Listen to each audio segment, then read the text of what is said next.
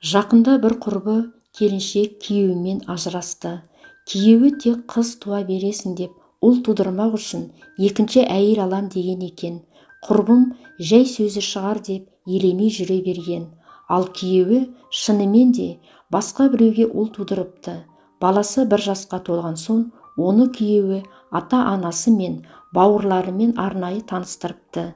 Ал бірінші әйеліне көнсең бірінші әйелім ретінде жүре бер. Қыздарымның алдындағы әкелік парызымды орындаймын, бірақ жас келіншегімен бірге тұрамын деп шарт қойыпты. Құрбымның әпкелері, жеңгелері, 4 қызыңмен қайда барасың, асырау оңай емес, ажыраспа деп ақыл айтқанымен ол ажырасып кетті. Иә, заңды түрде ажырасты. Міне, осы оқиғаны естігенде марқұм әкем есіме түсті. Ол әрине ажырасып басқаға кеткен жоқ, бірақ өлгенше анамның да біздің де жанымызды жаралаумен болды. Сенің орныңда ұлым болғанда ұл боп туың керек еді деп бізді кейде жылатып та қоятын. Ал анамды ұл тумағаны үшін сөзімен сыбап отыратын, сыйламайтын. Үйдегі 3 қыз әкемнің махаббатына ие болу үшін еркекке тән мінез қалыптастырдық. Былайша айтқанда еркек шора боп өстік. Есімде 5-6 сыныптарда оқып жүргенімде анам маған көйлек кигізсе әкем ұрсатын, аяғын жалтыратқанша шалбар кигіз дейтін. Біздің киіміміз ғана емес, мінез қасиетіміз де ұл балаға ұқсап кетті. Әрине, бала деген ата-анасын айтқанын орындайды. Соларға ұнау үшін, олардың көңілін табу үшін қалпын өзгертеді. Қыздармен талай төбелесіп қалғаным да есімде. Әсіресе студент кезде мамандығыма орай өңкей ұлдармен оқығандықтан ба төбелестің ортасында жүрдім мен. Мамандықты өзіме ұнамаса да әкемнің қалауы бойынша таңдадым.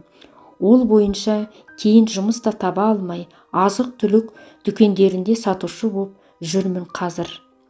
Ойланып отырсам, осы күнге дейін еркекше мінезім, болмысым, келбетім ешқашан өзіме ұнаған емес. Содан болар, ұнатып сезімін білдірген жігіт те болған емес.